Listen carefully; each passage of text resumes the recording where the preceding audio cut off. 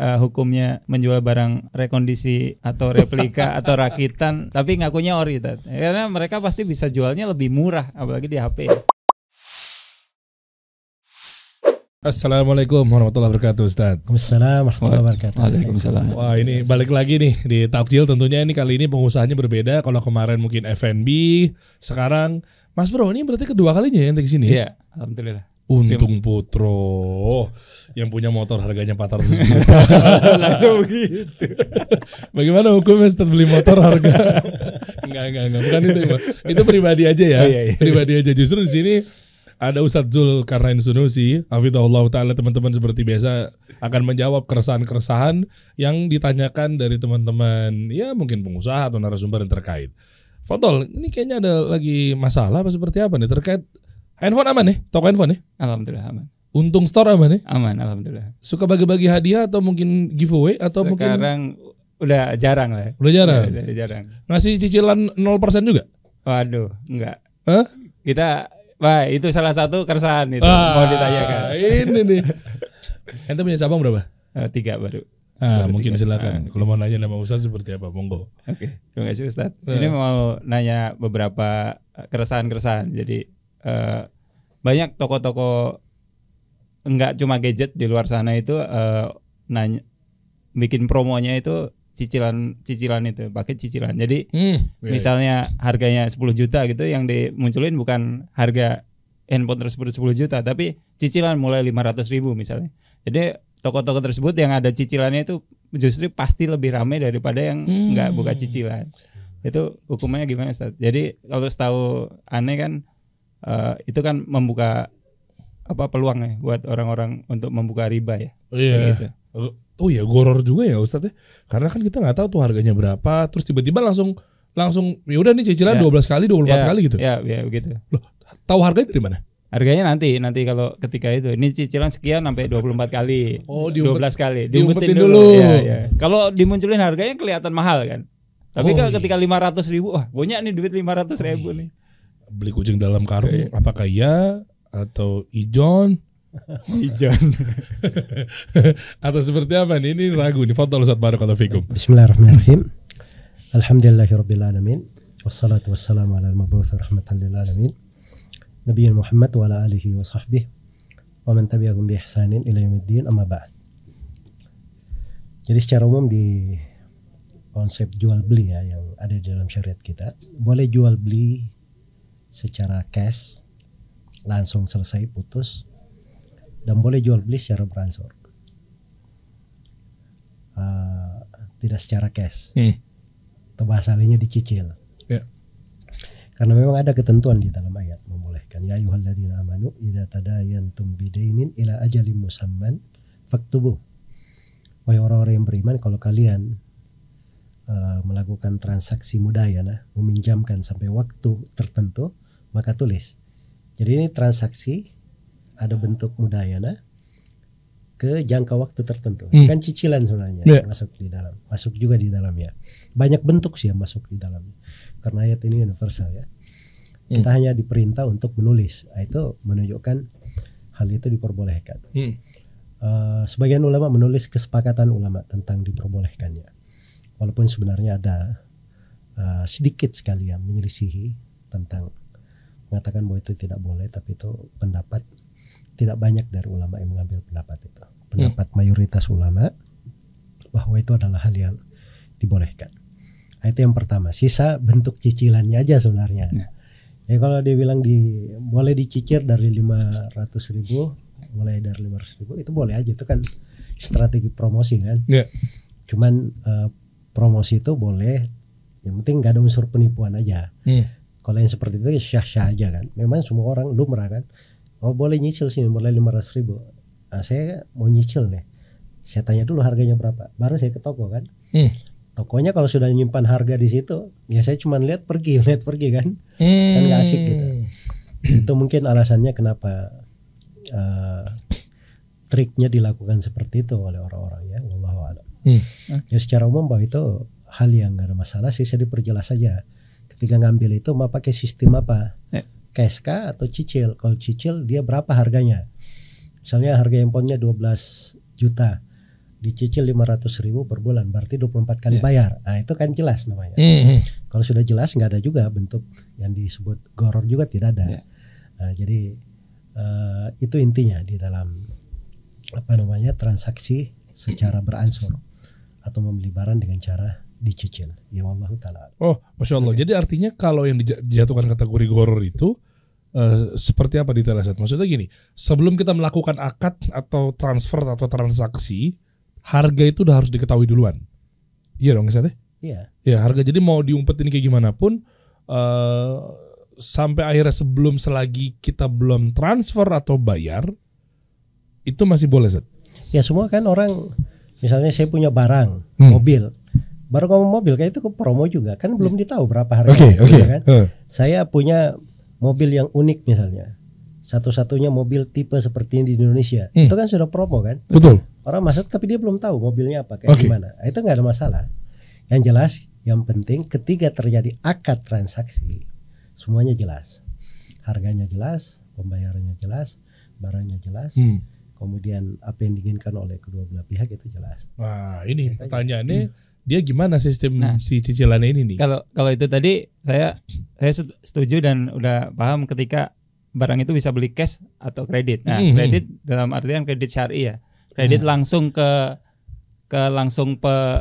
pemilik barang atau ke pihak ketiga yang pakai akad syirkah murabahah. Tapi kalau yang dilakukan yang umum di Indonesia ini, yang beredar di mana? Di toko-toko handphone misalnya. Satu rata-rata pakai leasing, dua pakai kartu kredit. Yang di situ udah pasti ada bunganya, ada denda, bunga dan sitanya. Oh, dan dia nggak ngumumin bahwa ini pakai leasing apa? Itu tiba-tiba cicilan 0%. Betul. Oh. Ya, nanti kalau ketika udah di toko baru disuruh pilih tuh pakai yang Oh, gitu. Pakai leasing itulah. Jadi diumpetinnya bukan harga, tapi diumpetin sama leasing diumpetin. Ya, betul. Jadi awalnya 0% menggiurkan sih. 0%. Nah, 0% kan emang boleh ya, Tat. Kalau ketika harga cash sama kredit beda kan boleh tuh ya. Tapi ketika yang di situ kan jebakannya kan jebakan ribawinya itu loh. Biasanya apa? Berarti ada bunganya denda. Denda, bunga pasti bunga, denda dan sita kan pasti ketika kita nggak bisa nyicil, dan rata-rata yang terjadi di masyarakat itu celah itu dipakai buat orang-orang nakal. Jadi beli yang mahal. Misalnya beli HP 20 juta gitu. Terus dia nyicil di toko A, langsung di hari yang sama itu dia langsung jual lagi di toko B misalnya. Langsung tuh. Dia kan dapat duit deh. Misalnya jual rugi. Oh, gue baru 18 juta. Oh iya. Udah banyak gitu kayak gitu. Dan kita banyak ketika orang tiba-tiba datang, kita tahunya karena kita toko juga, kita jual beli kan. Jadi ada customer datang tuh. Kan kita tahu nah, ini HP baru dibeli kapan kan, kelihatan tuh garansinya baru jalan hari itu. Kenapa dia ini? Ya itu rata-rata. Jadi itu dia ambil keuntungan juga di situ ya? Enggak, dia malah rugi kan. Dia sebenarnya dari 20 juta nanti nyicilnya mungkin bisa jadi 24 juta. Terus dijualnya udah rugi lagi. Mungkin dijual 18 juta atau 19 alasannya? Juta. Butuh duit cashnya. Nah itu celah-celah itu. Oh, buat ngambil cash. Cashnya. Tapi dia tetap nyicil ke pinjol atau ke leasing gitu. Tapi rata-rata kabur. Udah kabur aja. Ya emang HP kan susah kan mengejarnya gimana. Ini menarik. Paling blacklist. Iya paham. Oke lah. Tapi maksudnya dia beli itu yang dia dapetin handphonenya itu kan ada DP kan? Ada yang yang enggak. Kena juga berarti toko handphonenya dan semuanya. Toko handphone nggak kena, leasingnya yang kena ya. Iya. Jadi dia dapetin DP misalnya berapa sih rata-rata 5 juta, 3 juta? Ya 25% lah. Anggap aja 10 juta 2,5 atau. Ya berarti 2,5 juta. Tapi dia jual 18 juta kan? Ya. 18 juta nggak apa-apa, dia jual 18 juta. Cuma kan dia dapat cash tuh. Betul. 18 juta, leasingnya kena tipu, cabut. Fenomena itu banyak di masyarakat. Gue baru tahu. Kalau kendaraan kan masih ada BPKB yang di ini nggak bisa kabur ya. Tapi ketika HP udah, karena nggak ada yang ditahan, nggak ada surat-suratnya juga kan. Ustadz yang lebih paham lagi. Gimana tuh hukumnya tuh Ustadz? Jadi saya toko tersebut istilahnya kan salah satunya kan buka peluang itu juga kan untuk orang-orang yang nakal. Kalau tokonya nggak tahu, dia terima transaksi aja, dibeli aja 18 juta. Nggak tahu aja dia. Kan uang 18 juta uangnya toko dong. Ya betul. Toko yang lain ya. Ya toko yang lainnya kan, dia beli 18 juta, dia dapetin barang itu. Ya. Oh, tapi malah jadi bisa mudarat juga nggak, Zat? Ketika si leasing cari tahu orang itu, terus di di handphone tersebut kan udah terdata bahwa ini handphone yang dijadikan betul sebagai jual beli kan. Ternyata ada di handphone ini. Dia sebagai penadah nggak ya? Ya kalau jual beli harusnya nggak penadah ya. Tapi nggak tahu hukumnya ya di Indonesia ya. Kalau pencurian pasti penadah. Oh iya. Gimana tuh, Zat? Ya jadi begini. Saya kan ini berbicara tentang hukumnya saja. Kalau ada betul. Transaksi kayak gini. Oh ya di luar Ustadz sih memang sih. Iya benar juga sih. Hukumnya apa? Iya. Jadi kan saya terangkan bahwa konsep jual beli itu ada dua. Ada yang cash, ada yang beransur. Ya. Beransur itu dilihat saja sistemnya apa. Nah, itu tadi sebenarnya pentingnya melihat sistem beransurnya itu kayak gimana. Sebab yang pakai cara beransur itu ada hal yang dibolehkan, ada bentuk-bentuk dibolehkan, dan ada bentuk yang dilarang.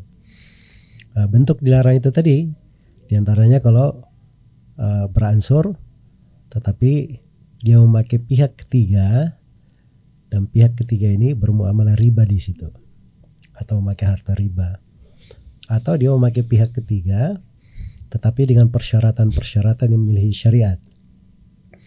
Misalnya nih saya beli dari Mas Untung nih handphone 20 kan. Akad kita saya bayar 1 juta tiap bulan. Oke. Mas Untung nunjukin ke Pak Dery. Gimana Pak Dery? Mau dibiayain. Nanti Mas Untung bilang ini HP saya hitung kantum 18 juta. Nah, saya kan mau bayar 20 juta kan. Jadi saya bayar ke antum 20 juta.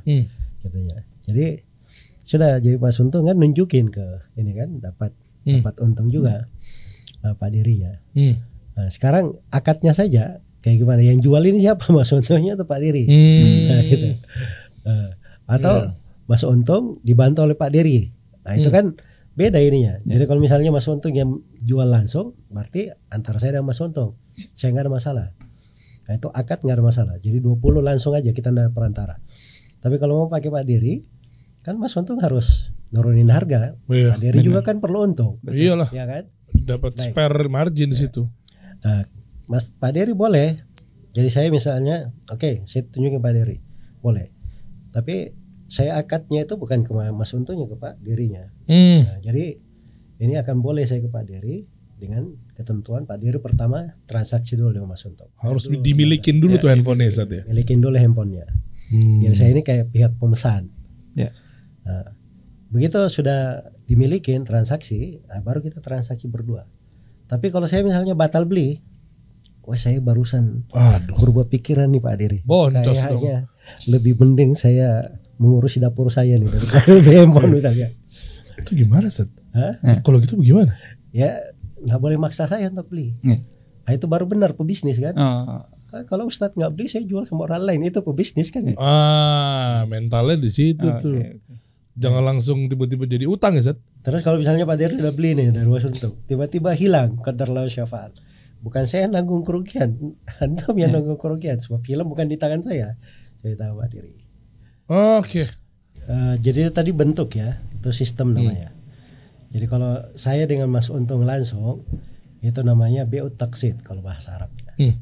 Jadi kalau saya melibatkan Pak Dery, itu namanya bi'ul murabaha lil amir bisyara namanya. Sekarang saya sudah beli dari Mas Untung 20 juta. Saya beli 20 juta nih. Saya ini sebenarnya nggak perlu handphone. Saya perlu duit. Ya, cuman duit itu caranya dengan menjual handphone. Saya beli Mas Untung 20 juta. Saya pergi ke toko handphone yang lain. Pihak C ini, tidak ada hubungannya dengan kita berdua. Pihak C. Mau handphone nggak? Ini baru saya punya. Berapa? Dia nawar 15 juta. Sudah saya perlu 15 juta memang. Ambil aja, nggak apa-apa, saya rugi. Nah, itu namanya tawarruk kalau dalam pembahasan fikih. Apakah ini boleh atau tidak? Ini silang pendapat di kalangan para ulama. Iya. Tapi yang benarnya itu dibolehkan. Karena memang itu orang kadang ada keperluan, ya kan?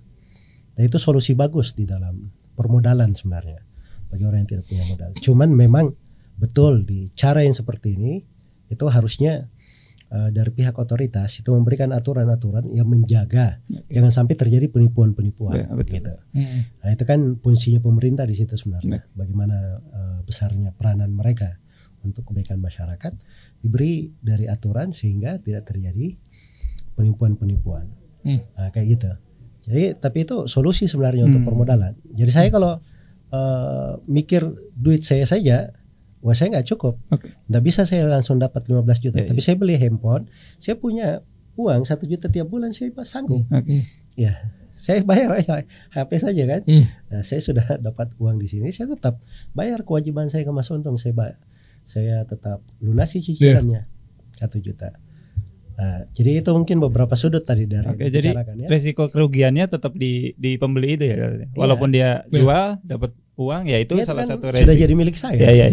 Jadi saya mau jual 15 juta, itu kerugian saya. Ada lagi hubungannya dengan Mas. Jangan pembeli dan pemilik toko dipertanggungjawabkan gitu ya nantinya. Oh, jadi kesalahannya sebenarnya si oknum yang nggak mau nyicil itu ya tadi. Iya. Bayar di situ ya. Kan banyak kan gitu. Ya. Banyak begitu. Jadi kadang yang pelaku yang menyicilkannya dia masalah. Dia kadang melibatkan orang, dia tidak perti hukum. Ini belum apa-apa nih, belum ada akad. Dia sudah tentukan harga sama saya 20 juta Pak Dery. Padahal belum beli sama Pak Untung. Itu artinya dia menjual barang yang tidak dimiliki. Nah, itu kan tidak benar. Itu leasing tuh kan. Leasing kan menjual angka saja bukan barang ya. Ya kayak gitu. Jadi dia coba untuk cari konsumen. Ya udah ini harganya segini, lo cicil sama gue segini. Padahal itu masih tergolong dalam utang piutang ya Sat ya. Masih sama utang itu nggak boleh. Kredit kan seperti itu juga sebenarnya. Dia pakai kartu kredit sudah diberi limit tertentu dia bisa gunakan. Nah, cuman dalam tiap bulannya kan dia harus bayar sekian persen. Betul. Untuk pinjaman itu. Itu kan sama riba juga. Betul. Terus ada lagi yang ngomong seperti ini Sat. Kalau gitu ya bayarnya jangan pas lagi lewat dari jatuh temponya Ustaz, biar nggak kena bunga. Betul. Itu akal. Padahal akadnya di depan kan. Ya, itu sebenarnya yang masalah di situ. Dia kan sudah akad di depan. Dia udah setuju ada pelanggaran syariat di depan gitu loh. Ada riba di depan, dia setuju gitu ya. Iya. Itu aja sudah masalah. Dia lakukan, kedepannya atau tidak dia lakukan, dia sudah setuju riba di situ. Biar ketahuin rata-rata soalnya berpikirnya seperti itu. Kan gue bayarnya kan nggak telat, nggak kena denda. Itu pembenarannya begitu. Pembenarannya begitu. Saya dulu begitu juga. Kasih tahu dong Kak Ustadz, berapa total kartu kredit dulu? Kartu kredit saya dulu ada 12. Rata-rata limitnya 80 juta. Ini gesek 1, gesek 2, 3. Ikhwan kita yang betul-betul meninggalkan semuanya. Wah luar biasa ya, ternyata Allah gantikan lebih ya. Alhamdulillah. Ya harusnya begitu. Jadi sebenarnya suasana Ramadan itu juga itu membuat kita lebih percaya diri kepada Allah Subhanahu Wa Taala, lebih yakin apa yang berada di sisi Allah. Jadi suasana itu Ramadan itu banyaknya berkah, banyaknya kebaikan. Padahal dia datang dalam 1 tahun 1 kali gitu, tiba-tiba berubah, terasa banyak sekali perubahan di kehidupan kita gitu, banyak kebaikan di sekitar kita. Jadi itu sepanjang kita meyakini sesuatu, apabila kita tinggalkan sesuatu yang buruk itu karena Allah, pasti Allah akan ganti kita lebih baik daripada itu. Amin ya Rob. Jadi gimana keresahan-keresahan yang berikutnya lagi seputar konsumen-konsumen atau mungkin kompetitor yang gaya bermain promosinya kan begitu nih. Katanya masih banyak lagi nih. Masih banyak sih. Apa tuh Mas Bro? Banyak lah pokoknya di luar sana. Dan banyak yang komplain juga. Apa? Nomor 2 nih, saya mau tanya hukumnya menjual barang rekondisi atau replika atau rakitan tapi ngakunya ori, karena mereka pasti bisa jualnya lebih murah, apalagi di HP ya. Refurbish ya. Refurbish, jadi masuknya cuma part gitu kan, LCD sendiri, mesin, casing, dirakit di sini, itu pasti akan lebih murah daripada orang beli baru dan dapat second dari baru gitu kan. Oh iya. Ya pasti lebih itu. Harganya rakyat tuh ya. Rakyat. Oh murah banget harganya. Rakyat ya. Iya. Bener kan? Kok Anda ketawa?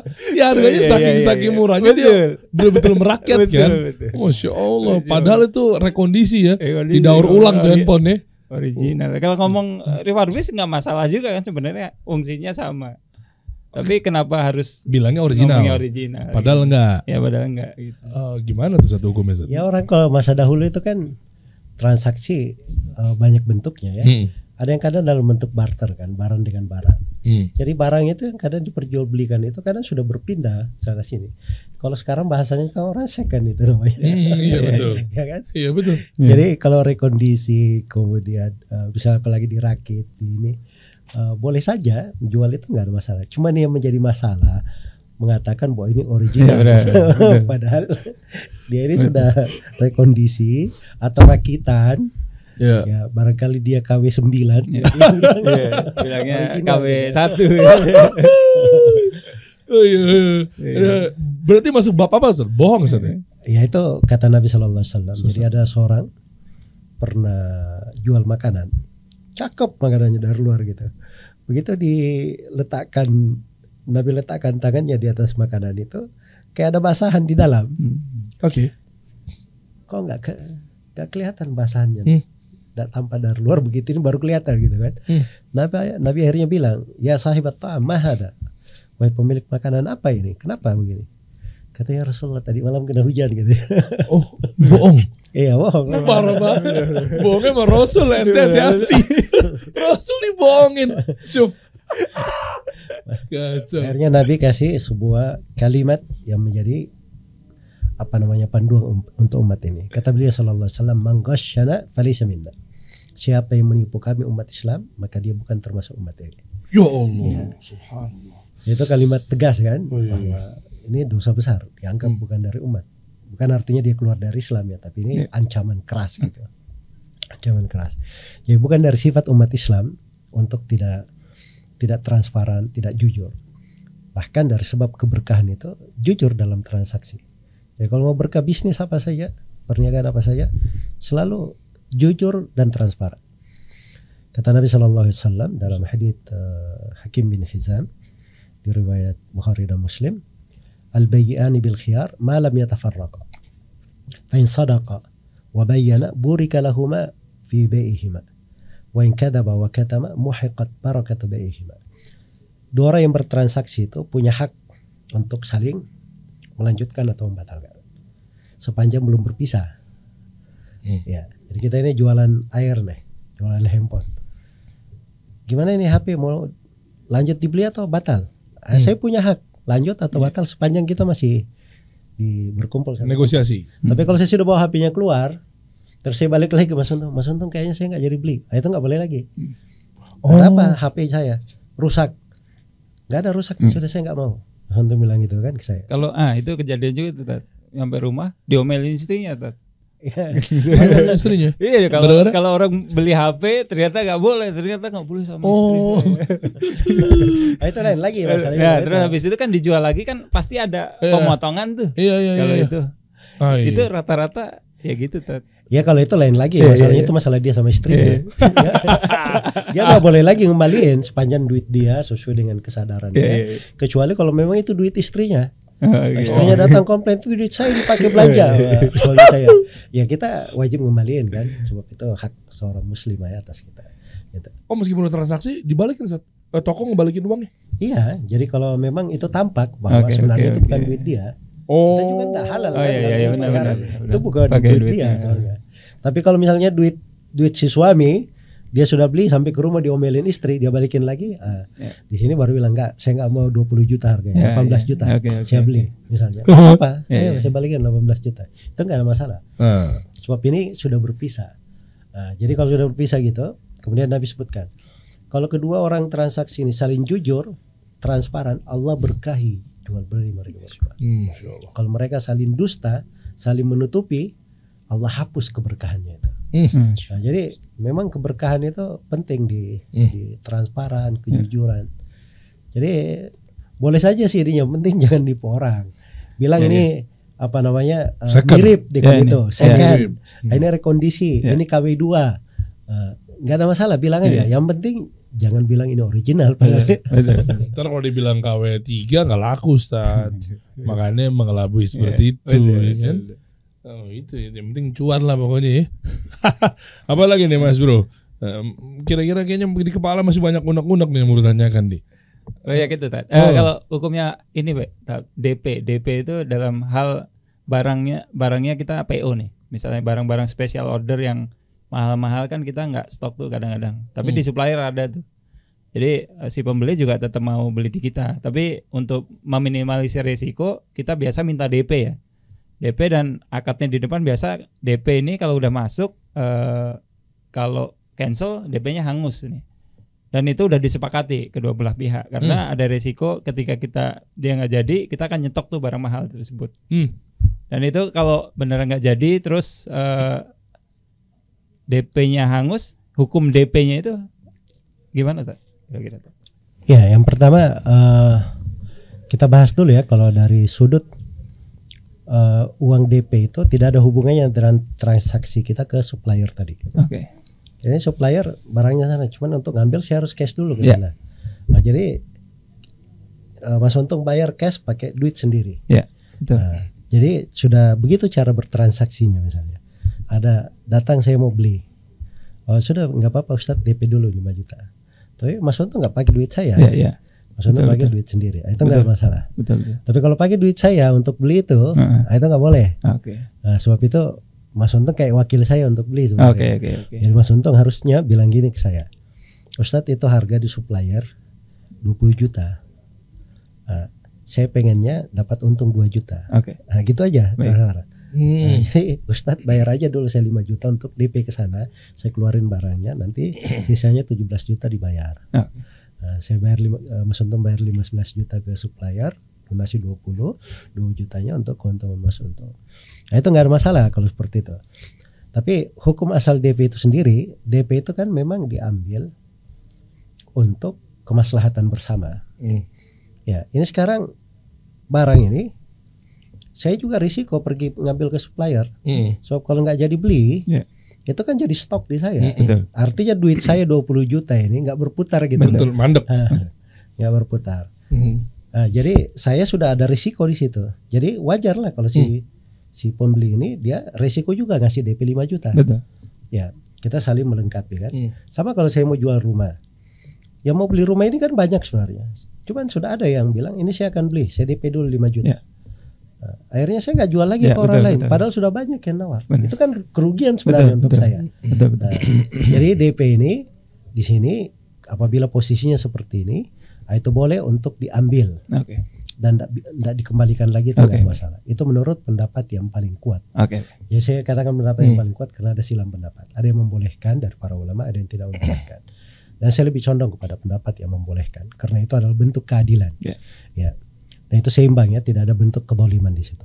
Wallahu taala alam. Oh, Masya Allah. Wah, ini terjawab banget. Terjawab ya. Apalagi kalau ngomongin DP juga kadang DP ini disalahgunakan juga Ustadz. Ada yang lebih gede dipilih yang itu. Ya kan, udah deal nih misalnya 18 juta terus tiba-tiba padahal gue mau bayar tuh yang 20 juta tuh. Gue oke lah gue 20 juta. Lumayan nih. Padahal yang udah DP duluan yang 18 juta. Betul. Iya kan? Betul. Sementara ada orang yang lainnya mau beli. Kita udah close, kita udah bilang close. Udah di DP orang. Iya, gitu padahal dia berani lebih tinggi misalnya atau mungkin dia berhasil dia mau apa yang kita sebutkan. Oke, udah deal. Betul. Itu banyak perubahan-perubahan juga tuh Ustadz tuh kayak gitu-gitu tuh. Gimana tuh Ustadz? Itulah keadilan di situ tadi. Kenapa DP-nya boleh untuk tidak dikembalikan lagi kepada si pembeli? Karena itu keadilan sebenarnya kan. Ntar malah datangnya bilangnya katanya syariah, DP dimakan. Itu. Ya itu karena dia nggak ngerti hukum syariah, ya kan? Jadi jangan juga mentang-mentang karena apa namanya duit kita diambil orang kita bilang orang nggak syariah. Gitu. Yang benar gitu kan? Mungkin aja kita yang salah gitu kan? Itu sering terjadi. Iya kan? Katanya syariah, pas udah DP gue nggak jadi ambil. Taunya hangus DP-nya. Kalau diliatin komen-komen DM, aduh. Parah, macam-macam ya. Jadi giliran DP hangus apa segala macam. Ada lagi Anda?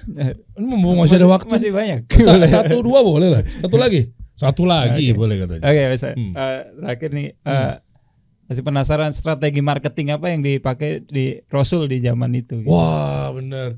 Nggak ada sosial media, nggak ada ads, internet, nggak ada internet. Iya juga ya. Apakah ketok pintu apa seperti kan yang kita tahu juga Rasulullah SAW juga kan begitu berdagang begitu ya tolak ukurnya paling gampang mahar deh. Maharnya beliau ke istri beliau kan wow. Masya Allah luar biasa. Masya Allah kan. Artinya kan pertanyaannya kan uang dari mana kalau bukan mungkin salah satunya selain dagang gitu loh Ustaz. Nah itu pakai apa ya dulu beliau ya? Abdurrahman bin Auf radhiyallahu anhu. Masya Allah. Jadi begini ya, Nabi SAW itu diutus oleh Allah sebagai Nabi dan Rasul, bukan sebagai seorang pebisnis dan pedagang. Oke.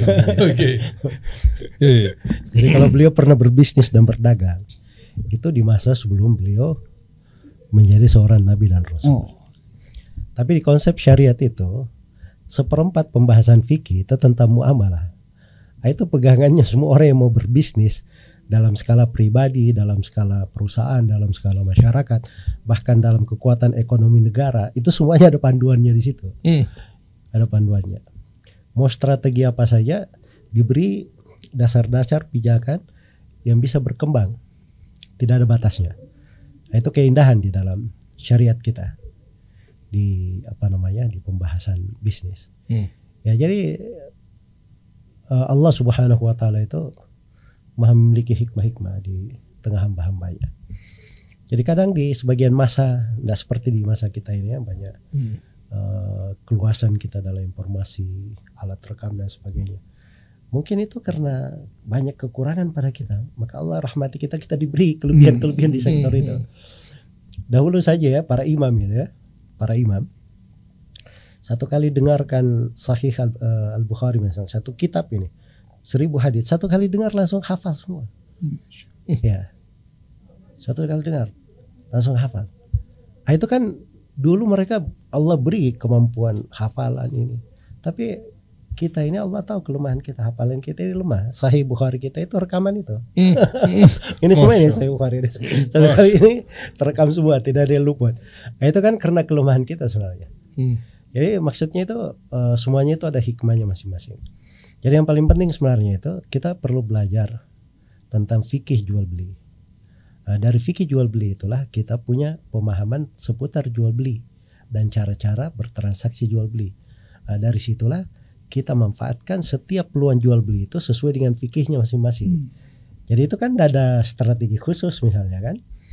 Jadi yang bisnis misalnya di sektor makanan itu kayaknya beda deh dengan bisnis yang di sektor misalnya telekomunikasi, perhubungan. Kan ada strategi-strategi tertentu kan. Tapi semua strategi itu kan ada batasan-batasan dan aturan-aturannya di dalam fikih jual beli, di fikih muamalah itu. Nah, itulah yang perlu kita pelajari sebenarnya. Dan membahas itu kan panjang ceritanya. Jadi itu mungkin jawaban global untuk pertanyaannya. Ya Allah ta'ala. Kebayang ya Mas Bro ya. Jadi memang ketika Rasulullah SAW digelarkan alamin ya Zat ya. Dan sebelumnya itu beliau adalah menjadi pedagang dan seterusnya sebelumnya gitu kan. Tapi begitu udah menjadi Nabi dan Rasul itu udah betul-betul fokus dakwah ya Zat ya. Nah, terus menghidupkan keluarganya gimana Ustaz beliau? Jadi beliau itu diberi oleh Allah Subhanahu wa taala kekhususan di harta kaum muslimin itu sudah diberi 1/5 untuk beliau. Sama ketika Abu Bakar Siddiq jadi khalifah, beliau kan termasuk orang kaya dahulu itu Abu Bakar. Setelah beliau menjadi khalifah, beliau tidak ada bekerja untuk dirinya sendiri. Kehidupan beliau itu ditanggung oleh Baitul Mal. Itu kayak gaji, kayak ini tunjangan untuk kepala negara namanya. Dan itu sudah ada dari dahulu. Ya sebab itu memang kemaslahatan bersama. Kepala negara itu perlu fokus mengurusi rakyat. Ada tugas-tugas yang lebih penting daripada dia sekedar berdagang kan begitu.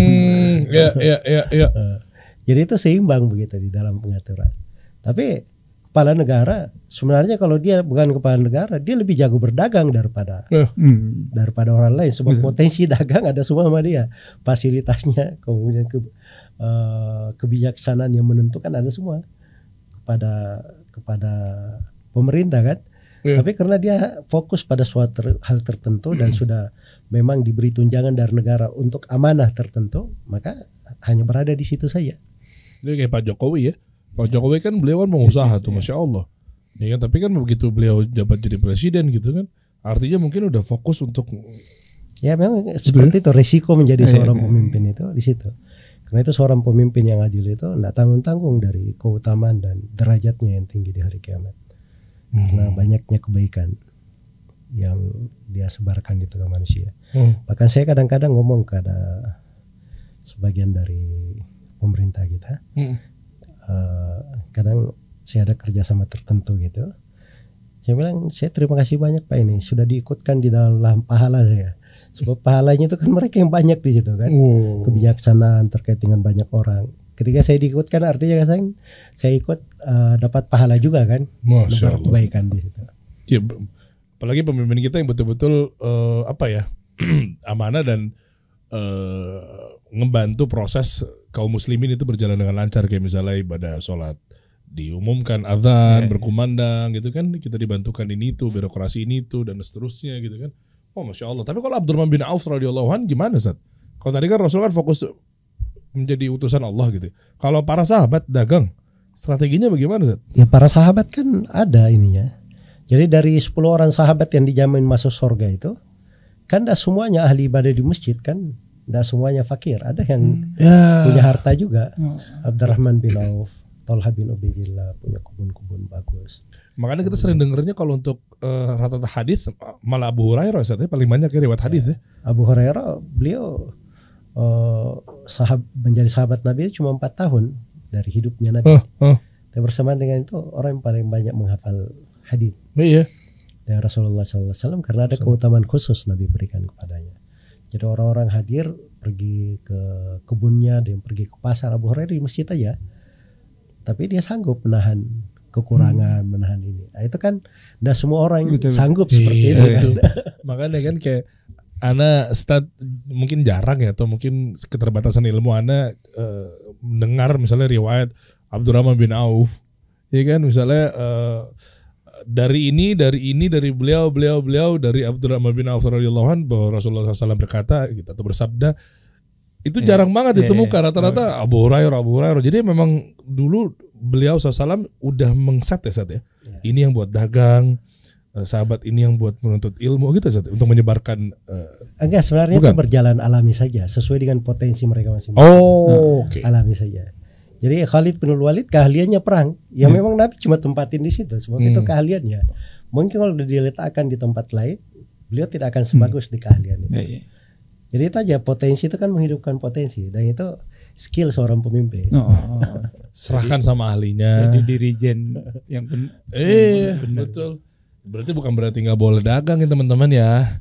Katanya ngaju jenggotan, ente bahas dunia mulu di podcast. Sering tuh. Iya.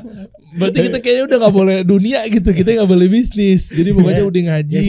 Daripada di dunia terus gak ada batasnya, mending kita bicara dunia tapi dikasih batasan. Nah, bener. Masya Allah. Terus syukran ya. Ya Ustaz, syukran jazakallah khair.